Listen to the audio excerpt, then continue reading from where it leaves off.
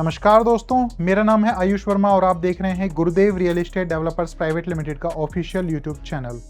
दोस्तों, अभी जेवर स्थित नोएडा इंटरनेशनल एयरपोर्ट से रेगुलर फ्लाइट्स ऑपरेशन शुरू हुए एक हफ्ता भी पूरा नहीं हुआ है, लेकिन इस बीच एयरपोर्ट और उसके आसपास के पूरे रीजन को लेकर लगातार बड़ी बड़ी खबरें सामने आने लगी हैं। एक तरफ यमुना अथॉरिटी एयरपोर्ट के आसपास होटल, मॉल, मल्टीप्लेक्स और बड़े बड़े कमर्शियल हब विकसित करने की तैयारी में जुटी हुई है, और दूसरी तरफ नोएडा इंटरनेशनल एयरपोर्ट का मल्टी मॉडल कार्गो हब अब वेस्ट यूपी और पूरे नॉर्थ इंडिया के कारोबार, इंडस्ट्री और एग्रीकल्चर सेक्टर के लिए एक नया अवसरों का दरवाजा खोलता नजर आ रहा है।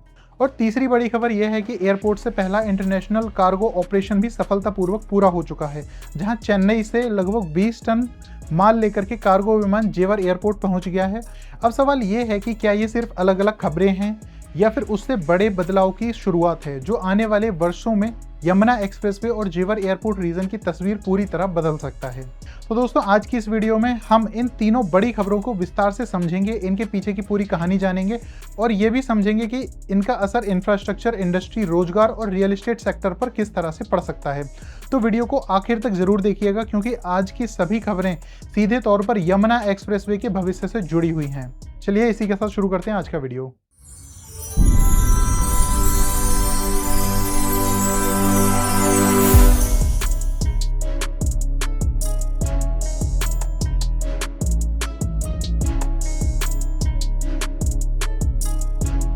तो दोस्तों, जैसे कि ये आप तीनों खबरें देख पा रहे हैं, तो इसमें वन बाय वन हम इन तीनों खबरों को समझेंगे। तो जो पहली खबर है वो है यमुना एक्सप्रेसवे के किनारे बनेंगे होटल्स और मल्टीप्लेक्स। तो इसके बारे में हम थोड़ा सा जानेंगे। इससे पहले हम एक लाइन पे नज़र डालेंगे कि ये जो शैलेंद्र भाटिया जी हैं, जो कि ACEO हैं यमुना अथॉरिटी के, उन्होंने कहा है कि नोएडा इंटरनेशनल एयरपोर्ट के पास यमुना एक्सप्रेसवे के दोनों ओर कमर्शियल गतिविधियाँ की जाएंगी। इसके लिए सेक्टरों में लैंड यूज़ पहले से तैयार है। यहाँ hotel, mall, multiplexes, shopping complexes बनेंगे और जो प्लानिंग है इसकी वो तैयार की जा रही है। ऐसा शैलेंद्र भाटिया जी का कहना है, जो कि हैं ACEO हैं यमुना अथॉरिटी के। इसके बाद में ये जो न्यूज़ है, इसको मैंने डिटेल में जो इसके पॉइंट्स हैं उसको एक जगह पर लिख लिया है। इस न्यूज़ में हम ये भी जानेंगे कि कौन कौन से सेक्टर वो होने वाले हैं, जहाँ पर कि ये जो मल्टीप्लेक्स हैं, होटल्स हैं, जो कमर्शियल एक्टिविटी है वो किस किस सेक्टर्स के आसपास में विकसित की जाएगी, उसको भी हम जानेंगे।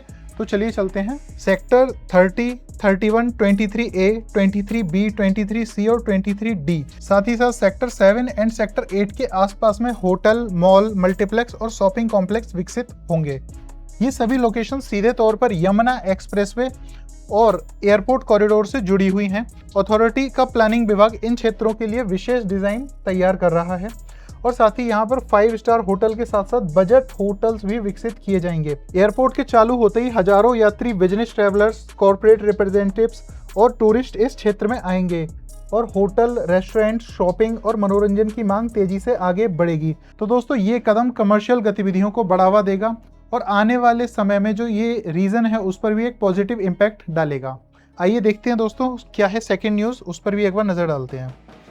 सेकेंड न्यूज़ है कि विदेश तक पहुंचेगी यूपी की इंडस्ट्री और कृषि उत्पादों की धमक। एयर कार्गो से गौतम बुद्ध नगर और वेस्ट यूपी के अन्य शहरों के कारोबार को मिलेगी नई दिशा। इस न्यूज़ के अगर पॉइंट्स की बात करते हैं तो वो भी नोट किए हुए हैं, जहां पे देखेंगे कि नोएडा इंटरनेशनल एयरपोर्ट का मल्टी मॉडल कार्गो हब अब पश्चिम उत्तर प्रदेश और पूरे नॉर्थ इंडिया के लिए गेम चेंजर साबित हो सकता है। According to the news, airport के जरिए गौतम बुद्ध नगर, ग्रेटर नोएडा, यमुना सिटी और पश्चिमी उत्तर प्रदेश की इंडस्ट्रीज़ को अपने उत्पाद देश और विदेश तक पहुंचाने में बड़ी सुविधा मिलेगी। आगे बात करें तो ये कार्गो हब विशेष रूप से electronics, mobile manufacturing, medical device, pharmaceuticals, textiles और कृषि उत्पादों के लिए बेहद ही महत्वपूर्ण माना जा रहा है। यहाँ एक बड़ा एग्री एक्सपोर्ट हब भी विकसित किया जाएगा, जहाँ कृषि उत्पादों की प्रोसेसिंग, पैकेजिंग, कोल्ड स्टोरेज और निर्यात की आधुनिक सुविधाएं उपलब्ध होंगी। इसका फ़ायदा जो है वो सीधा फ़ायदा मिलेगा किसानों को, जो यहाँ के किसान हैं, क्योंकि फल, सब्जियाँ, फूल और अन्य कृषि प्रोडक्ट तेज़ी से अंतर्राष्ट्रीय बाजार तक पहुँच सकेंगे। आज तक दिल्ली एयर कार्गो पर जो भी दबाव था, उसका एक बड़ा हिस्सा अब नोएडा एयरपोर्ट संभाल सकता है। Yamuna expressway, eastern peripheral expressway, Delhi Mumbai expressway और डेडिकेटेड फ्रंट कॉरिडोर जैसी परियोजना इस एयरपोर्ट को देश की सबसे महत्वपूर्ण लॉजिस्टिक नेटवर्क से जोड़ रही हैं। यही कारण है कि कई विशेषज्ञ नोएडा एयरपोर्ट को केवल एक एयरपोर्ट नहीं बल्कि एक संपूर्ण आर्थिक इंजन के रूप में देख रहे हैं। ये थी दोस्तों हमारी सेकंड न्यूज़। अब चलते हैं हम अपनी थर्ड न्यूज़ पे और उसको भी देखते हैं। तो देखिए जो ये न्यूज़ है इसमें क्लियरली मेंशन है कि चेन्नई से आया 20 टन माल, जेवर से भेजी गई पटियाला की लीची और नोएडा एयरपोर्ट पर देश के पहले integrated multi modal cargo hub से माल ढुलाई जो है वो शुरू हो गई है। बोइंग विमान को वाटर कैनन से सलामी दी गई है। नोएडा एयरपोर्ट से शुरू हुआ पहला अंतर्राष्ट्रीय cargo operation. Noida international airport के integrated multi modal cargo hub से पहला अंतर्राष्ट्रीय कार्गो ऑपरेशन सफलतापूर्वक पूरा किया गया है। चेन्नई से लगभग 20 टन माल लेकर एक कार्गो विमान जेवर एयरपोर्ट पहुंचा और विमान के आगमन पर वाटर कैनन सलामी दी गई और इसके साथ ही एयरपोर्ट के कार्गो संचालन का एक महत्वपूर्ण अध्याय शुरू हो गया है। और इस कार्गो में मुख्य रूप से इलेक्ट्रॉनिक्स और अन्य व्यावसायिक सामान शामिल था।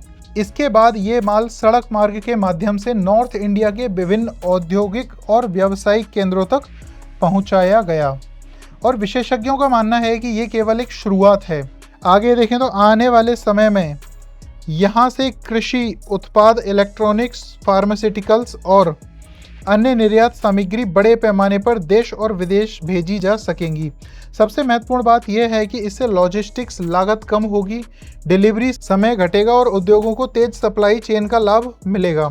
जब किसी क्षेत्र में air cargo, logistic parks, warehousing और इंडस्ट्रियल गतिविधियां बढ़ती हैं तो वहां रोजगार, व्यापार और रियल एस्टेट की मांग भी तेजी से बढ़ती है।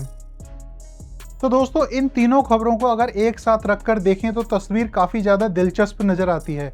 अगर एयरपोर्ट के आसपास नई कमर्शियल गतिविधियों की तैयारी है तो दूसरी तरफ इंडस्ट्री और एग्रीकल्चर सेक्टर को नई एक्सपोर्ट कनेक्टिविटी मिल रही है और साथ ही साथ इंटरनेशनल कार्गो ऑपरेशन की शुरुआत यह संकेत दे रही है कि अब इस क्षेत्र में विकास की गति पहले से कहीं ज़्यादा तेज होने वाली है। यानी आने वाले वर्षों में यमुना एक्सप्रेसवे केवल इंफ्रास्ट्रक्चर प्रोजेक्ट्स की वजह से नहीं बल्कि बिजनेस, ट्रेड, लॉजिस्टिक्स और रोजगार के नए अवसरों की वजह से भी चर्चा का केंद्र बन सकता है। तो दोस्तों अगर आपको आज की जानकारी अच्छी लगी हो तो वीडियो को लाइक करें, चैनल को सब्सक्राइब करें और बेल आइकन दबाना बिल्कुल ना भूलें ताकि Yamuna expressway, new Noida, greater Noida और नोएडा इंटरनेशनल एयरपोर्ट से जुड़ी हर महत्वपूर्ण अपडेट सबसे पहले आप तक पहुंचती रहे। फिलहाल इस वीडियो में इतना ही। मैं हूं आयुष वर्मा और आप देखते रहिए यमुना एक्सप्रेसवे गुरुदेव रियल एस्टेट का ऑफिशियल यूट्यूब चैनल।